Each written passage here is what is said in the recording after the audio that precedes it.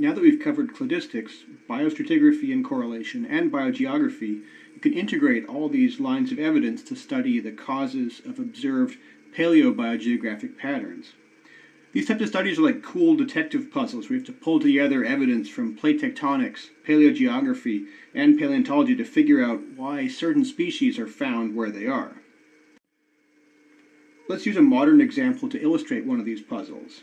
So the ratite birds, which are like ostriches and their relatives, have this odd biogeographic distribution, with different species occurring on widely separated continents. The ostrich in Africa, the emu in Australia, so forth. Those types of separated occurrences are called a disjunct distribution. So how might such a distribution arise? Well, one possibility is that there were once species connecting all these now isolated groups, and that the gaps that we see were caused by extinctions of those connecting species. So that's a possibility, but we're not going to consider that one anymore today.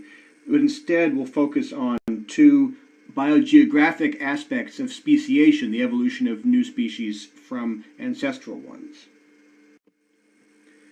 So these disjunct distributions may reflect dispersal, where a new species migrates to an area that's distinctly separated from the area where the ancestral species lived.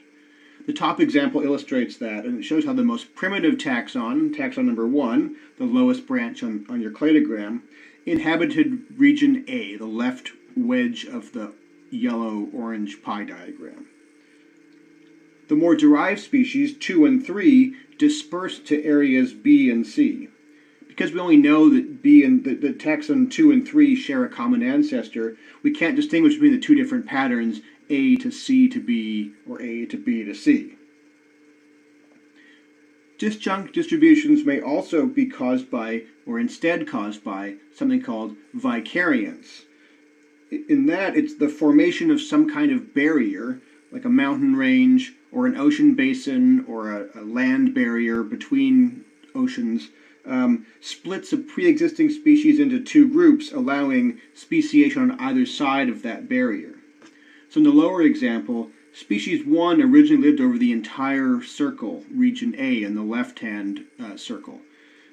But that large region was split into two by a barrier, and one of those subpopulations in the right-hand wedge evolved into species 2 in this area called B.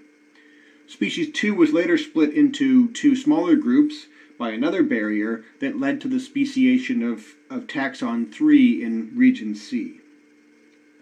So one thing that you may have noted is that the cladogram and the final distribution, the large wedge of A and the two smaller wedges of B and C, are the same for both dispersal and vicariance. So you clearly need more information to distinguish between these two scenarios. So to test for vicariance or dispersal, and to distinguish between those two, you need three things: a phylogeny, data on the age of the taxa or on the timing of the divergences, for example from biostratigraphy, and information about the distribution of the taxa at different time intervals. So the key critical piece of information that you need is the geographic distribution of the ancestral species. So let's take this example illustrated here. The evolution of species B, the one in panel number 2 in the figure, is an example of speciation during vicariance, because species A used to live in both areas, including the area in which B is now found. If you looked at the stratigraphic distribution of fossils in that region, you should find A in older rocks and B in younger rocks. The evolution of species C is also driven by vicariance, because B occurred in both regions in panel 3 before C evolves in just one of them. The same is true for the evolution of D, also by vicariance. Vicariance is supported by the former presence of species C in the region now inhabited by D. But the evolution of species E in panel 5 is different, however. It's dispersal and not vicariance, because the ancestral species, species C, was not present in the region occupied by the descendant species E. E is found in a new area where C was never present. So here's an example that is most likely vicariance from a modern organisms. So this study looked at 7 species of shrimp from the Pacific coast of Panama. Those are labeled P1 through P7 on the cladogram. And 7 species from the Caribbean side, labeled C1 through C7. In all cases on the cladogram, the species pair up, C1 with C2, C1 with P1, P2 with C2, C3 with P3, so forth. So they're called sister species because they are most closely related and they share a single common ancestor. The disjunct distribution, having the closest related species, one on the Caribbean side and one on the Pacific side, is best explained by vicariance after formation of the Panama Isthmus around 3 or 4 million years ago or so. So this study uses DNA, so all the species in the cladogram are living, but the prediction that we would make would be that each species pair, C1 and P1, C2 and P2, evolved from an ancestor that was more widely distributed in the past.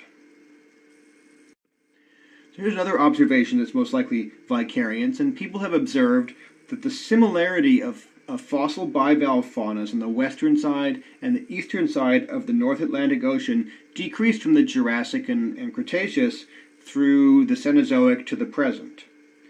So early in the spreading of the North Atlantic, say like 185 or 165 million years ago, the 2 left-hand dots on the graph, the ocean basin was narrow, and that means that the larvae of many species could drift from one side to the other, so there was quite a lot of similarity between the western and the eastern sides. But as the ocean gradually widened, say 125 million years ago or 88 million years ago, progressively fewer species had larvae that could travel across that wide distance, and therefore the species composition on each side gradually evolved to be increasingly distinct. So because of larval dispersal limitations and the speciation related to vicariance and dispersal, different parts of the world contain different species. This is a fairly obvious and intuitive fact, but it provides us with some interesting tools that we can use. So as a result, we can divide the globe into biogeographic realms and provinces, or faunal realms and provinces. Like in this Cambrian trilobite example, the paleogeographic map shows that North America and Europe, on the left-hand side in the center, were dominated by trilobites belonging to the suborder Olenellina. But other regions like Australia or China, the ones towards the right-hand side, instead contain these red-licked trilobites. So it's called the Olenellid realm and the red-licked realm. This division of realms and provinces is a hierarchical type division where realms are the biggest unit and they can contain provinces. So this Permian brachipod example shows the 3 realms, the northern boreal, the tropical paleoequatorial realm, and the southern Gondwanan, or sometimes called nodal realm. But those are subdivided into provinces like A, B, and D, and C on this map. But those sub-provinces themselves, or those provinces themselves, can then be divided into sub-provinces like A1 or A2. So the distribution of these faunal provinces and the reason that there are boundaries and divisions between them relates to factors like climate or ocean circulation or currents and other related factors. So this paleobiogeography can play an important role in reconstructing things like past environments, climate gradients from the equator to the pole, ocean conditions and circulation, and so forth.